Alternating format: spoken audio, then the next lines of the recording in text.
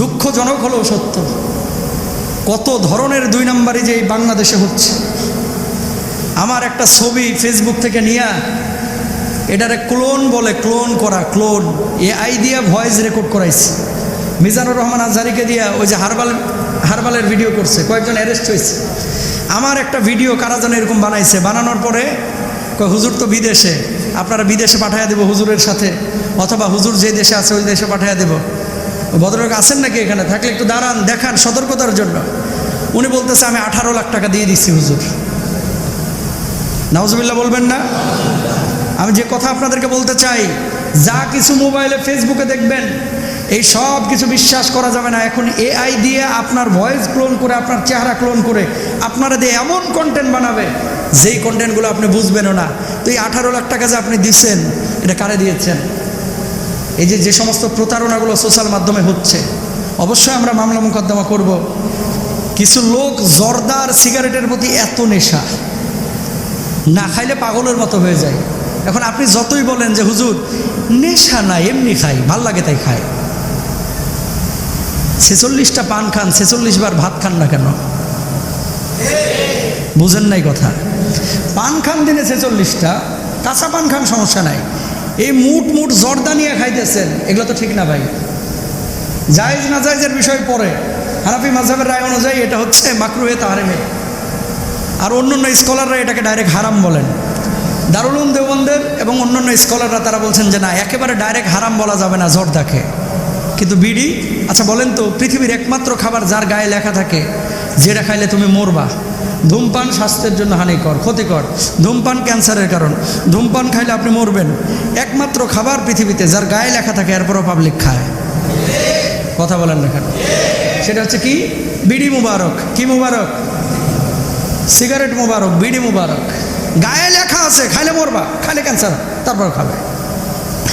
প্রিয় ভাইরা আমার, এই জন্য আল্লাহ রাব্বুল আলামিন কি বললেন? খেজুর আর আঙ্গুরের দিকে তাকাও। এই খেজুর থেকে তোমরা হালুয়া বানাও, এই খেজুর থেকে তোমরা ইফতার গ্রহণ করো, এই খেজুর থেকে তোমরা সকালবেলায় পানিতে ভিজিয়ে আবার শরবত খাও, এই খেজুর থেকে তোমরা আবার সারিদ বানাও, এই খেজুর থেকে তোমরা তরকারির মতো বিভিন্ন আইটেম বানাও। এই আঙ্গুর থেকে আল্লাহ রাব্বুল আলামিন অনেক উপাদান তৈরি করার আপনাকে আমাকে বুদ্ধি দিয়েছেন। সুবহানাল্লাহ। যেই খেজুর, যে আঙ্গুর যিনি দিয়েছেন তিনি কে? তাহলে 1 নম্বর হচ্ছে সাকারান। সাকারান শব্দের অর্থ হচ্ছে মদ। এই আয়াত তখন নাজিল হয় যখন মদ হারাম হয়নি। ইসলামে মদ হারাম হয়েছে কয়েকটি ধাপে। প্রথমত আল্লাহ তাআলা বললেন যে এই মদ তোমাদের জন্য ক্ষতিকর। দ্বিতীয়ত, মদ তোমরা নেশাগ্রস্ত অবস্থায় নামাজের ধারে কাছে যাও না। তৃতীয়ত, আল্লাহ সুবহানাহু ওয়া তাআলা আবার বললেন যে এর মধ্যে অত্যন্ত গর্হিত পাপ রয়েছে, এর মধ্যে কোনো কল্যাণ নেই। সাহাবী রিদওয়ানুল্লাহি আনহুম আজমাইন একসময় কিন্তু শরাবে আকৃষ্ট ছিলেন, সে সময় ওটা প্রচলিত ছিল। কিন্তু বর্তমান জামানায় মদের কি আর কোনো প্রচলন আছে? কোনো প্রচলন কিন্তু নাই। এই জন্য যেহেতু আল্লাহ রাব্বুল আলামিন হারাম করে দিয়েছেন, লা তাকরাবুস সালাতা ওয়া আনতুম সুকারা, তোমরা নামাজের ধারে কাছে যাও না যখন নেশাগ্রস্ত অবস্থায় থাকবা। এটা বলেছেন কে? আল্লাহ সুবহানাহু ওয়া তাআলা। সে আল্লাহ রাব্বুল আলামিন আবার বলে দিয়েছেন কি? আল্লাহ রাব্বুল আলামিন বলে দিয়েছেন, ইয়াসআলুনাকা আনিল খামরি ওয়াল মাইসির কুল ফীহিমা ইসমুন কাবীর ওয়া মানাফিউ লিন-নাস। আপনাকে মদ এবং জুয়া সম্পর্কে জিজ্ঞেস করে, আপনি বলেন কে? কাকে বলছেন? নবীজি সাল্লাল্লাহু আলাইহি ওয়াসাল্লামকে। এটা অত্যন্ত গর্হিত কাজ। সাময়িকভাবে এর মধ্যে উপকার থাকলে ক্ষতির সংখ্যায় বেশি।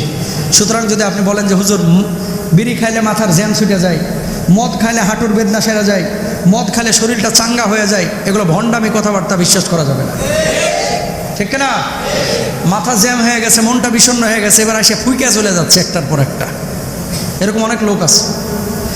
আল্লাহ রাব্বুল আলামিন কোরআনুল কারীমের মধ্যে বলছেন কি? খেয়াল করেন, ওয়ালা তুলকু বিআইদিকুম ইলা তাহলুকা। জোরে বলেন সুবহানাল্লাহ। তোমরা নিজেদেরকে ধ্বংসের দিকে ঠেলে দিও না। একজন মানুষ আপনারা পাবেন না যে মানুষগুলো বলবেন যে হুজুর মদ খাওয়ার কারণে, হুজুর বিড়ি খাওয়ার কারণে, সিগারেট খাওয়ার কারণে শরীরের জন্য সুখকর হয়, শরীরের জন্য ভালো। কোনো ডাক্তার যদি বলে বিড়ি খাওয়া শরীরের জন্য ভালো, তাহলে আপনার জন্য জায়েজ হইতো। আল্লাহ বলল তোমরা নিজেদেরকে ধ্বংসের দিকে ঠেলে দিও না। জোরে বলেন নাউযুবিল্লাহ। আল্লাহ কি বলছেন? নিজেদেরকে ধ্বংসের দিকে ঠেলে দিও না। যেহেতু সমস্ত বিজ্ঞান বলছে যে ধূমপান, মদপান এগুলো শরীরের জন্য ক্ষতিকর, সুতরাং আমরা নিজেদেরকে ধ্বংসের দিকে ঠেলে দেব না ইনশাআল্লাহ।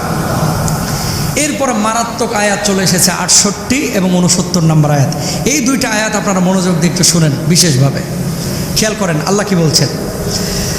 وَأَوْحَى رَبُّكَ إِلَى النَّحْلِ أَنِ اتَّخِذِي مِنَ الْجِبَالِ بُيُوتًا وَمِنَ الشَّجَرِ وَمِمَّا يَعْرِشُونَ।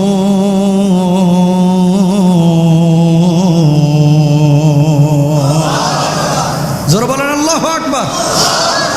আর তোমার রব মৌমাছির প্রতি ওহী প্রেরণ করেছেন, পাহাড়ে গাছে এবং মানুষ যা উঁচু করে তৈরি করে তাতে ঘর বানাও। জোরে বলেন সুবহানাল্লাহ। মৌমাছিকে আল্লাহ রাব্বুল আলামিন ইশারা করলেন, পাহাড়ের মধ্যে ঘর বানাও। মানুষ যা কিছু উঁচু করে নির্মাণ করে সেখানে মৌচাক নির্মাণ করো। মানুষ যেখানে ঘর বাড়ি বানায় সেই জায়গাটায় তুমি ঘর বাড়ি বানায় দাও। আল্লাহ রাব্বুল আলামিন আওহা রব্বুকা ইলান নাহল বলেছেন। জোরে বলেন সুবহানাল্লাহ। তাহলে নবীদের প্রতি যেমন ওহী আল্লাহ রাব্বুল আলামিন কোরআন নাজিল করেছেন, আসমানি কিতাব পাঠিয়েছেন, মৌমাছিকে আল্লাহ রাব্বুল আলামিন ওহী করেছেন যে এই জায়গায় তুমি ঘর বানাও। জোরে বলেন সুবহানাল্লাহ। মৌমাছি যে ঘরগুলো বানায় এই ঘরগুলো মূলত ষড়ভুজ আকৃতির। কি আকৃতির? ষড়ভুজ আকৃতির। মৌমাছির এই ঘরগুলো এগুলো দেখবেন একটা আকারে থাকে, মানে একেবারে গোল না, একেবারে চুক্ষাও না। এই মৌমাছিগুলো ছোট ছোট এই মৌমাছিগুলো এই ষড়ভুজ আকৃতির এই ঘরগুলো যে বানায়, তারা মুখ থেকে এক ধরনের লালা নিঃসরণ করে। লালা, এই লালাগুলো বের করে মোমবাতি জ্বালান না, এই মোমের আকৃতির মতো, মোমের বডির যে মোমবাতির যে আবরণ রয়েছে এই আবরণের মতো স্টেপ বাই স্টেপ এই ফাঁকা করে সুবিন্যস্তভাবে তারা যে ঘরগুলো বানান, এই ঘর পৃথিবীর কোনো ইঞ্জিনিয়ার বানাইতে পারে না। ঠিক কিনা ভাইরা? তো এই মৌমাছির মধ্যে এই বুদ্ধিটা দিয়েছেন যিনি, তিনি কে? আরো জোরে বলেন, তিনি কে? আল্লাহ রাব্বুল আলামিন এই কথা বলছেন যে এই মৌমাছিকে আল্লাহ সুবহানাহু ওয়া তাআলা মৌমাছি মোম ওয়াক্স তৈরি করে, মুখ থেকে নিঃসৃত পদার্থ দিয়ে ষড়ভুজ আকৃতির চাক তৈরি করে, জায়গার সর্বোচ্চ ব্যবহার করে, শক্ত এবং টেকসই ঘর নির্মাণ করে। সহজে দেখবেন না ঝড়ে মোমবাতি এই মৌচাকের এই বাসাকে ভেঙে নিয়ে চলে যায়, এটা এত মজবুত হয়। জোরে বলেন সুবহানাল্লাহ। এবার আসেন মৌমাছি। এই মৌচাক যখন সে নির্মাণ করলো, মৌমাছির এক শ্রেণীর মৌমাছি হচ্ছে রানী মৌমাছি, এদেরকে বলা হয় কর্মী মৌমাছি। সুবহানাল্লাহ বলেন। মূলত মধু সংগ্রহ করে এরা। আর এক শ্রেণীর মৌমাছি আছে যাদেরকে দায়িত্ব দেওয়া হয় সেনাবাহিনীর, যে বাইরে থেকে নোংরা জায়গায় মৌমাছি যদি কেউ বসে, এই নোংরা মৌমাছিকে আমাদের চাকে ঢুকতে দিবি না, এরা এই ডিউটি পালন করে। সুবহানাল্লাহ বলেন। পুরুষ মৌমাছির কোনো কাজ নাই, এরা কি করে? শুধু মেয়েদের সাথে মেলামেশা করে বাচ্চা পয়দা করে, ডিম ফোটায়। সুবহানাল্লাহ বলেন। ফুল থেকে নেকটার সংগ্রহ করে, শরীরের বিভিন্ন বিশেষ অংশে জমা রাখে। মৌমাছির পেটের মধ্যে দুইটা অংশ আছে। কয়টা? একটাতে থাকে মধু আর একটায় থাকে হচ্ছে তার খাদ্য। চাকে এসে অন্য মৌমাছির কাছে এই মধুটাতে সে সোপর্দ করে, নিজে এসে মধুটা ঢেলে দেয় না এই চাকের মধ্যে। কারণটা কি? ওই যে সিকিউরিটি গার্ড যাদেরকে নিয়োগ করা হয়েছে সেনাবাহিনীর, এদেরকে মৌমাছিগুলো মধুটা দিয়ে চেক করায় যে আমার মধুটা ঠিক আছে কিনা, গুণগত মান ঠিক আছে কিনা। যদি থাকে ওই মৌচাকের মধ্যে মধুটা তারা মুখের মাধ্যমে ঢেলে দেয়। জোরে বলেন সুবহানাল্লাহ। অথবা পেট থেকে ঢেলে দেয়। সুবহানাল্লাহ। এরপরে ডানা নেড়ে পানি শুকিয়ে ঘন করে। প্রথমে যখন মধুটা তারা ঢালে এটা থেকে আর্দ্র, খুব ভেজা। এরপরে ডানাটাকে এভাবে কাঁপায় এই মৌমাছিগুলো, এরপর মধুটাকে শুকিয়ে ফেলে। সুবহানাল্লাহ। বাড়িতে যায় বলেন। আপনারা তো কিনতেছেন 1400, 1500 অথবা 2000 টাকা কেজি মধু। 1 কেজি মধু বানাইতে একটা মৌমাছি অথবা 1 লক্ষ মৌমাছি অথবা 10,000 মৌমাছি অথবা 60,000 মৌমাছিকে কতটা ফুল সফর করতে হয়?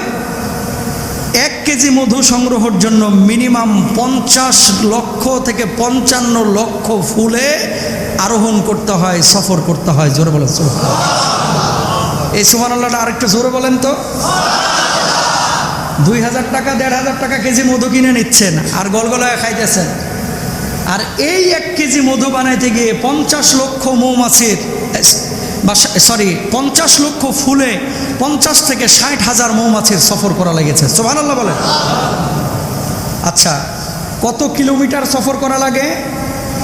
প্রায় 1.5 থেকে 2 লক্ষ কিলোমিটার মৌমাছিকে সফর করা লাগে। এর মানে হচ্ছে পৃথিবীটাকে 1 কেজি মধু সংগ্রহ করতে যে পরিমাণ মৌমাছি ভ্রমণ করে, গোটা পৃথিবীকে কয়েকবার তারা ভ্রমণ করে ফেলতে পারে। সুবহানাল্লাহ।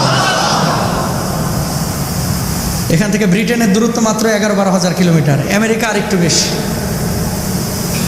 দেখেন, এখান থেকে আমেরিকা যাওয়া যতটা সহজ, 1 কেজি মধু সংগ্রহ করা মৌমাছি তার চাইতে অনেক বেশি কঠিন।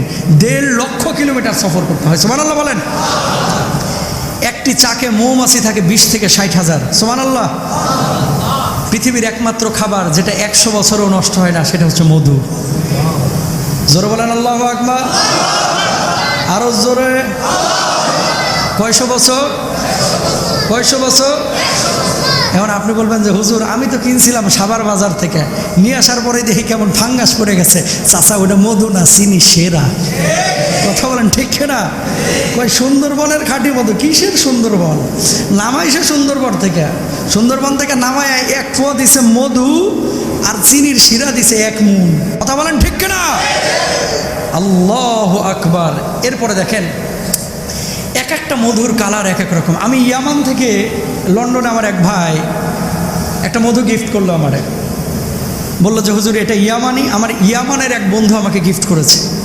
তো আমি বাড়িতে নিয়ে আসলাম 1 বোতল আর কি। নিয়ে আসার পরে ঢালবো যে মনে হচ্ছে কালো পিচ, রাস্তার পিচ আছে না, এরকম শক্ত। তো আমি আতঙ্কিত হয়ে গেলাম, ফোন দিলাম যে ভাই মধু আবার এরকম হয় কীভাবে? হুজুর, এটা পৃথিবীর সবচেয়ে দামি মধু। সুবহানাল্লাহ বলেন।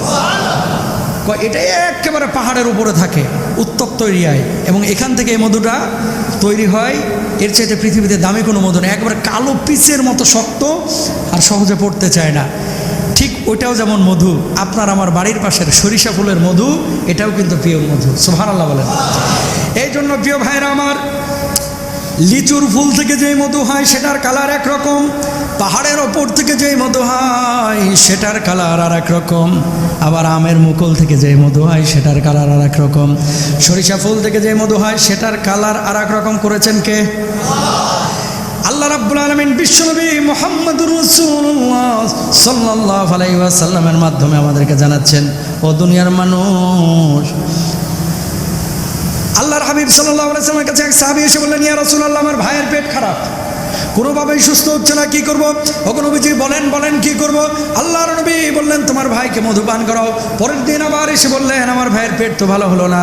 আল্লাহর নবী বললেন, আবার মধু খাও, তারপরেও ভালো হলো না। তৃতীয় দিন আবার এসে যখন বললেন, আল্লাহর নবী জবাব দিলেন, তোমার ভাই আস্থা নিয়ে এটা হয়তো বা খাচ্ছে না বা পান করছে না, এর জন্য সুস্থ হচ্ছে না। আল্লাহ রাব্বুল আলামিন এই মধুর মধ্যে শিফা রেখেছেন, তুমি খাইতে বলো, তোমার ভাইয়ের পেট ভালো হবে। পরক্ষণে দেখা গেছে তার ভাই মধু খাওয়ার সঙ্গে সঙ্গে তার ভাইয়ের পেটের সমস্ত রোগ বালাই ভালো হয়ে গেছে। জোরে বলেন সুবহানাল্লাহ। আল্লাহ রাব্বুল আলামিন এর জন্য বলছেন, সুম্মা কুলি মিন কুল্লি সামারাতি ফাসলুকি সুবলা রাব্বিকি যুলুলা ইয়াখরুজু মিন বুতুনিহা শারাবুম মুখতালিফুন আলওয়ানুহু ফীহি শিফাউন লিন্নাস ইন্না ফী যালিকা লাআয়াতান লিকাওমিন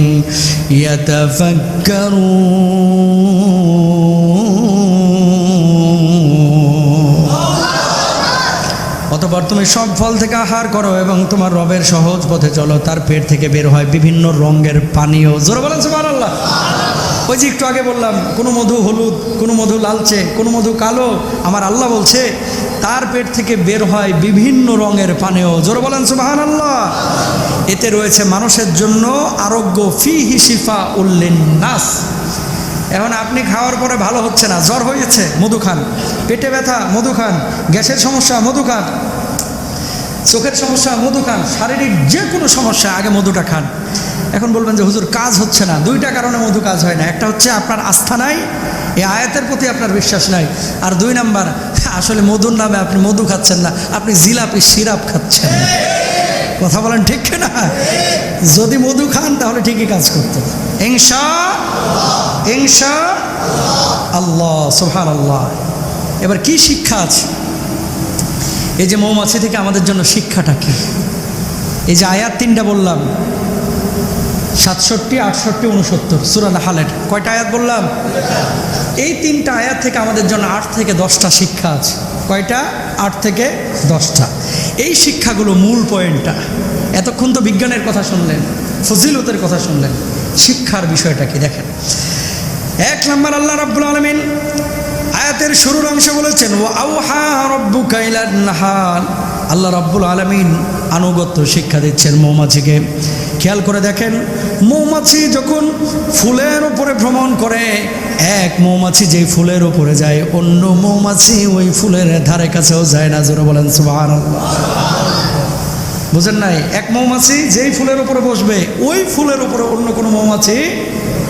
1 নাম্বার, আল্লাহর নির্দেশ মানে মৌমাছি ওই যে পাখা যে নড়ায়, এই পাখার মধ্যে তারা একটা সংকেত ব্যবহার করে, অন্য মৌমাছির কথা তারা বুঝতে পারে। রানী মৌমাছি পুরুষকে দায়িত্ব দিছে, তুই কিন্তু বাড়ি থেকে বাইর হবি না, মধু সংগ্রহ করব, নিয়ে আসবো, মধু ঢালবো, সব আমরা, মানে মেয়ে মৌমাছি। পুরুষ মৌমাছির কাজ, আমার যখন বাচ্চা দরকার হবে পেটের মধ্যে খালি বাচ্চা দিয়ে দিবে। সুবহানাল্লাহ বলেন না? এটা কোরআনুল কারীম এই জন্য স্ত্রীবাচক শব্দ ব্যবহার করেছে। মৌমাছিরা যখন মৌচাকে বসে থাকে, কোনো মৌমাছি আরেকজন মৌমাছিকে কামড়ায় না। সুবহানাল্লাহ বলেন না? এবং দেখবেন একটার পিঠে আর একটা উঠে না, একটার পরে একটা সিরিয়াল ধরে কাতারবদ্ধ হয়ে বসে। ইশারা কার? এখান থেকে আল্লাহ আপনাকে আমাকে শিক্ষা দিচ্ছেন, ওই মৌমাছি যদি একত্ববদ্ধ হয়ে থাকতে পারে, ওই মৌমাছি যদি ঐক্যবদ্ধ হয়ে থাকতে পারে, মুসলমান তোরা কেন পারিস না? আজকে মৌমাছির মতো মৌচাকে যেভাবে তারা আবদ্ধ হয়ে আছে, ঐক্যবদ্ধ হয়ে মুসলমান যদি থাকতো, সারা পৃথিবীর কোনো নাস্তিক বামরাম ছাগল আর অমুসলিমরা মুসলমানদের দিকে তাকানোর সাহস পাইত না। আজকে ইরানে মুসলমানরা মার খাচ্ছে, সৌদি আরবে খাচ্ছে, ওখানে খাচ্ছে, বার্মায় খাচ্ছে, কাশ্মীরে খাচ্ছে, শুধুমাত্র আমরা মুসলমানরা ঐক্যবদ্ধ না হওয়ার কারণে। ঠিক না? তাহলে যখন মৌমাছির মতো ঐক্যবদ্ধ হব, ওই ঐক্যের মধ্য থেকে মধুর মতো আল্লাহ সুবহানাহু ওয়া তাআলা আমাদেরকে সুন্দর সুন্দর পানীয় দিবেন, সফলতা দিবেন। সুবহানাল্লাহ বলেন। মৌমাছিকে আল্লাহ তাআলা আদেশ করেছেন, কোনো প্রশ্ন করে না, যেভাবে বলেছে সেভাবে চলে। এখানে বাসা বানাও, 3টা স্থানে মৌমাছিকে বাসা বানাইতে বলছিলেন। কয়টা? আরো জোরে বলেন, কয়টা? উঁচু পাহাড়ে, ঘরের ওই যে কিনারায়, আর একটা হচ্ছে উঁচু বাসস্থানে, ঝোড়ঝাপে, গাছপালায়। এটা ইশারা করেছেন কে? আপনি কি দেখেছেন ফ্যানের উপরে এসে মৌমাছি বসতে? দেখেছেন? না। কেন বসে নাই? আল্লাহ তাকে আদেশ করে নাই। ওই যে ক্যামেরাগুলো রাখছে, ক্যামেরার উপরে বসছে না। এজন্য মৌমাছি দেখবেন যে জায়গাগুলো চুজ করে, এই জায়গাগুলো সেই রকম মানে বসবাসের মতোই জায়গা। সুবহানাল্লাহ বলেন। মৌমাছি যেমন আল্লাহর বিধান মেনেছে, আল্লাহর দেওয়া পথে চলেছে, এজন্য মৌমাছিকে আল্লাহ তাআলা মধুর মতো সম্মানিত করেছেন। এই মধুর মতো দামি জিনিস দিয়েছেন, 2000 টাকা 3000 টাকা কেজি। আপনি আমি যদি আল্লাহর হুকুম আনুগত্য মানতাম, আপনার আমার জীবনটাও মৌমাছির মতো দামি হইতো, আপনার আমার আমলটা দামি হইতো, আপনার আমার সময়টাই দামি হইতো। সুবহানাল্লাহ বলেন। তাহলে গোলামি করব কার? নামাজ পড়ব কার জন্য? রোজা করব কার জন্য? আল্লাহ কবুল করুক। সবাই বলেন আমিন। 2 নম্বর, ফাসলুকি সুবুলা রাব্বিকি যুলুলা। তোমার রবের পথ অনুসরণ করো। মৌমাছি 1.5 লক্ষ কিলোমিটার পথ সফর করে আবার তার মৌচাকে ফিরে আসে, নিজ গন্তব্যে ফিরে আসে। আর আমরা যখন বাংলাদেশ থেকে আমেরিকা যাই, বাংলাদেশ থেকে ইংল্যান্ড যাই, বাংলাদেশ থেকে সৌদি আরব যাই, সিঙ্গাপুর যাই, চায়না যাই, তারপরে নিজের ইমান আমল সব বিকে ফেলায়। বোঝেন নাই কথা? নামাজ এখানে থাকলে পড়ে, যখন চায়না যায় আর নামাজ পড়ে না, যখন থাইল্যান্ডে যায় আর নামাজ পড়ে না। এখানে ভালো দেখলে মনে হয় বাপরে বাপ কত সুন্দর ছেলে, এর চাইতে ভালো মানুষ নাই। কক্সবাজার যায় হাফ প্যান্ট পরে ঘোরে, খাড়ায় খাড়া মতে। কথা বলেন, আছে না নাই? তার মানে কি?